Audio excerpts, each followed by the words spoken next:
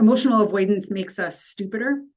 That's the simplest way of saying whenever we are rigid around our belief that examining our emotions is an important, healthy, vivacious thing to be doing for our own growth and development, we're putting ourselves in a state of avoidance, and rigidity doesn't help us to become smarter in any situation.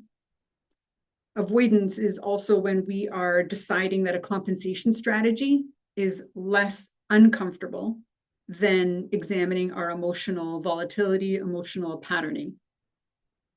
Here's an example. I used to eat a lot of M&Ms, and I knew I was putting dyes and sugar into my body that was chipping away at my health from the inside out. And I would justify it. My compensation strategies were that I would go for a run, work out, drink lots of water, eat a salad.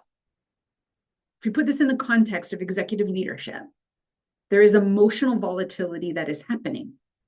You may be very specifically aware of your own emotional volatility that's happening. And you have a compensation strategy for that, that rather than addressing what's going on within your emotions, how you're creating them, and the toxic behaviors that they drive, you decide on a justification, a compensation strategy. And when you do that, it makes you stupider because a lack of emotional awareness and mastery interferes with your capacity to access IQ. If we want to shift this, if you want to shift this and step into that zone of self-mastery so you can fully access all of your intelligence, the first step is self-awareness, because we can't manage what we're not aware of.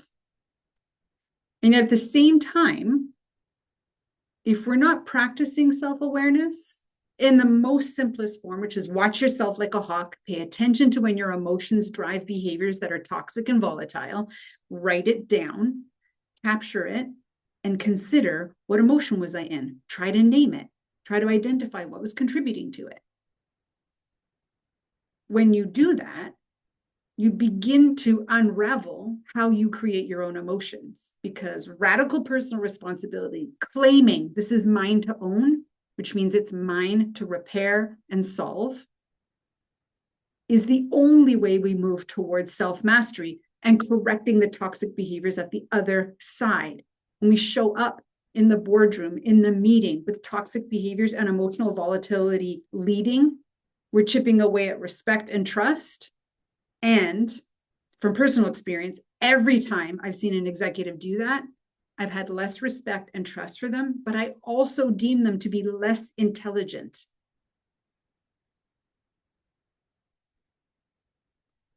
When we can do our self-exploration, we might only go so far. To get us the next level of self-exploration, we have to lean on our interpersonal relationships. You have to ask the people, around you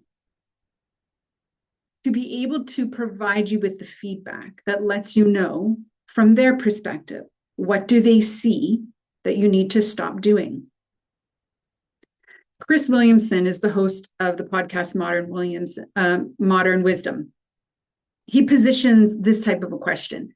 If your life was a movie, what would the audience be screaming at you to do, to pay attention to stop doing?